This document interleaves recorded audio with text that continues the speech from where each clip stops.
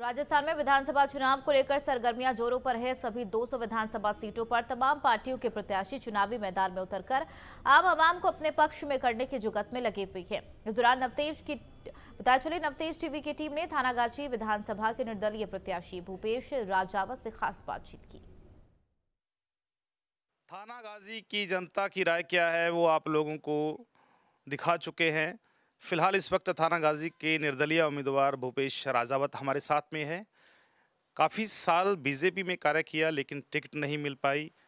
जनता के कहने पर उन्होंने निर्दलीय चुनाव लड़ने का फैसला किया। कुछ तीखे सवाल होंगे उनके साथ में, सीधे तौर पर जुड़ेंगे। उनका चुनावी दंगल कैसा रहेगा, किन मैनिफेस्टो को लेकर जनता के बीच में जाएंगे, क्या मौजूदा समस्याएं हैं इस वक्त थानागाजी की जनता की। जी स्वागत है आपका राजावत जी। सबसे बड़ी तो भ्रष्टाचार, एक सबसे जल योजना का भी रहा है। यहाँ जल योजना में काफ़ी भ्रष्टाचार हुआ है। बच्चे एमएलए साहब के पकड़े गए हैं और उनकी दिवाली भी जेल में मनी है। दूसरे हमारे कैंडिडेट जो बीजेपी ने टिकट दिया है वो भी बड़ा आतंक है। गुजरों ने काफ़ी आतंक कर रखा है। यहाँ लोग सब त्रस्त हैं उनसे, दोनों ही कैंडिडेटों से त्रस्त हैं। बीजेपी में काफ़ी सालों से आपने सेवा की, लेकिन बागी सुर बागी तेवर क्यों? बीजेपी यही चाहती है कि पहले आदमी गाली गलौज करे पार्टी के लिए, झंडा जलाए पार्टी का, और फिर बागी होके इलेक्शन लड़े, उसको ही टिकट देती है बीजेपी। बीजेपी का पहले भी अब हेम सिंह जी ने ये किया तो उनको टिकट दे दिया। उधर वो बागी रहे नारायणपुर में, हमारे बानसूर में देवी सिंह जी, तो उनको टिकट दे दिया। जितने भी टिकट मिले हैं करीब बागियों को ही दिए इन्होंने। सेवा का कोई अर्थ नहीं है इनके पास।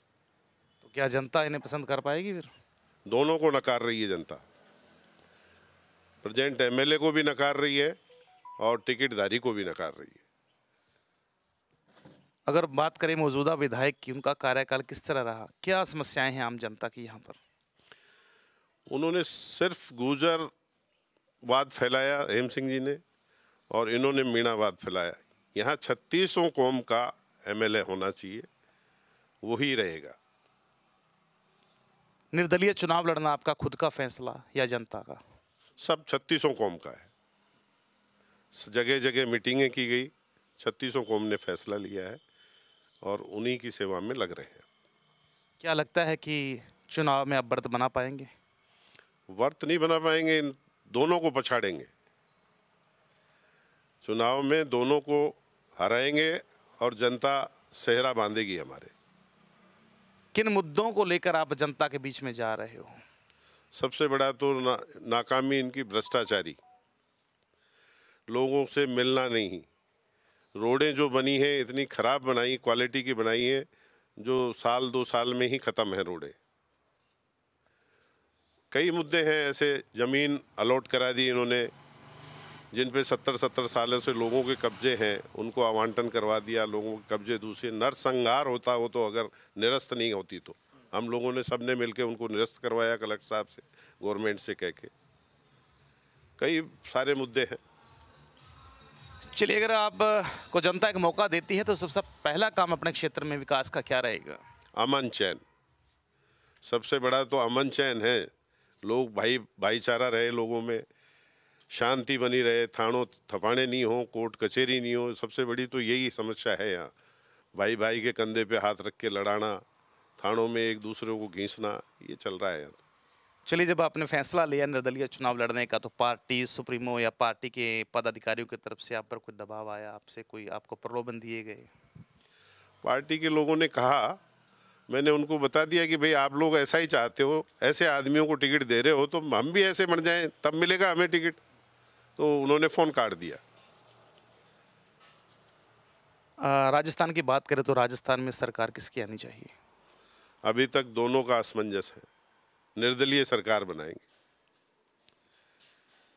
लगातार जैसे कि आरएलपी पार्टी और कई पार्टियों के साथ में गठबंधन भी है, तो क्या लगता है कि तीसरा मोर्चा आ सकता है?